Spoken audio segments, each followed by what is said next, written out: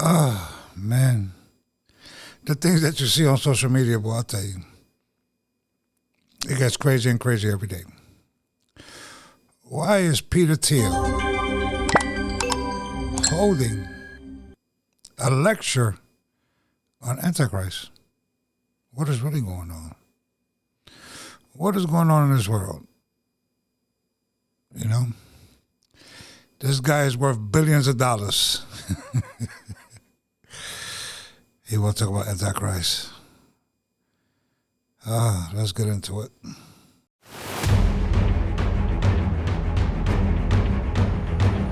Here we go. You know, tech bro, billionaire Peter Thiel will hold a 4-part lecture series on Antichrist starting September 15th at the Commonwealth Club in San Francisco. This is not a joke. And believe it or not, this stuff is sold out. I believe he's the alphabet, I believe. Man, I'll tell you, you see things and things. Let's see. Let's look at his net worth. Let's do that first. Mr. Peter Thiel. What are you worried about the Antichrist? You worth $23.6 billion. You know? $23.6 billion. You worry about the Antichrist having a seminar, and it's sold out. A 4-part series. What have we reached in this world, man? We're going to get into a video here and there. You're 57 years old, born in 1967. Your net worth, $23.6 billion. You talk about Antichrist. You and the people over there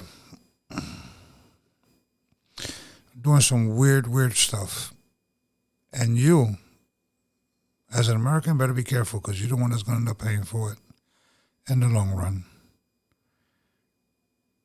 Man, I'll tell you, the times that we reach in this world is crazy, ain't it?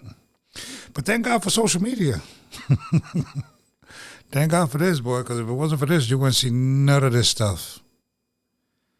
None of this stuff. But let's get into it again.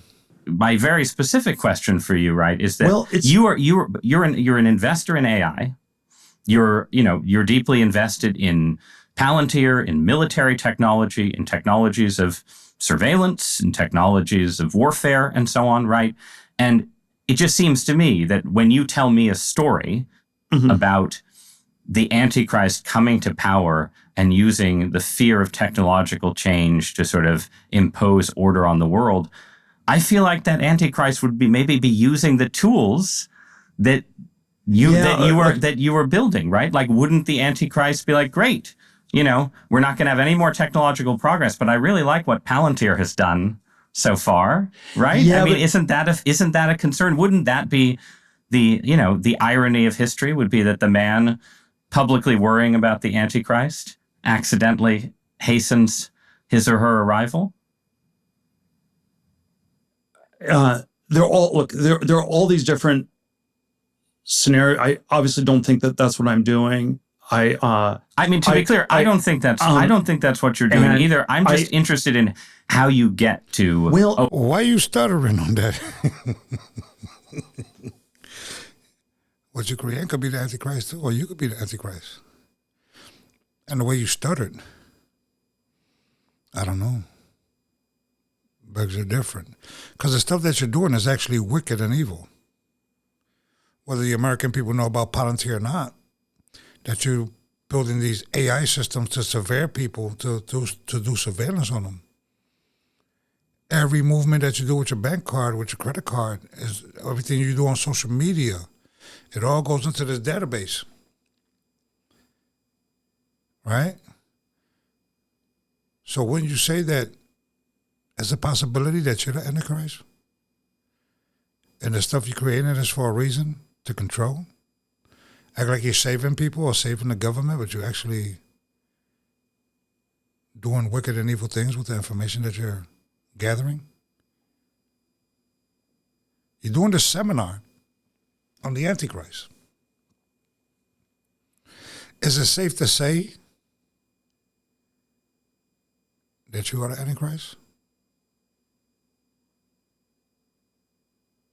Or the stuff that you're doing is for the Antichrist? Because you're very influential on this government that's in office right now. Matter of fact, you're very influential on every government that's been in office since Palantir has been established. And the stuff that you guys create. So is it safe to say that you can be the Antichrist? Or what you're creating is for the Antichrist? Or you feel like you're doing something wrong and you just don't want to admit it? Because you stuttered so bad that inquiring minds would like to know what you're thinking and why you stuttered so bad on it. Let's continue. A world willing to submit to permanent authoritarian rule. Well, but again, there are these different gradations of this we can describe. But is this so preposterous, what I've just told you, as a broad account of the stagnation that the entire world has submitted for 50 years to peace and safetyism? This is 1 Thessalonians 5:3. The slogan of the Antichrist is peace and safety. So, Glenn, what did you make of that?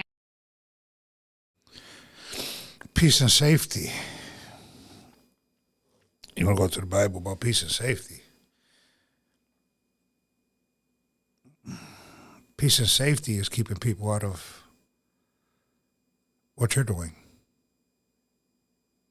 what social media is doing. Peace and safety is stop following people that these people prop up with money and stuff like that and resources for you to think that they're really for you and they're not.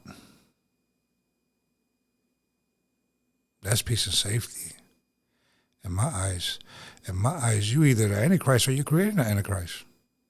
But I could be wrong. Like I said, I can be wrong, but the same thing that you said about other things is the same thing that you're doing too. Right? Oh, I'm wrong. I could be wrong, but it seems like what you're preaching is the same thing that you're doing and what you're insinuating. So in totality, you can even be the Antichrist. Elon could be. What them people trying to do over there with them red heifers could be. Right? But you want to be something about you that just doesn't swing right. Because the way you did that answer to that question, you froze so bad. But, you know, it is what it is. Be safe out here, man. Peace and love, and I'll catch you on the next one. Hey, pay attention to these people, because they're wicked as hell.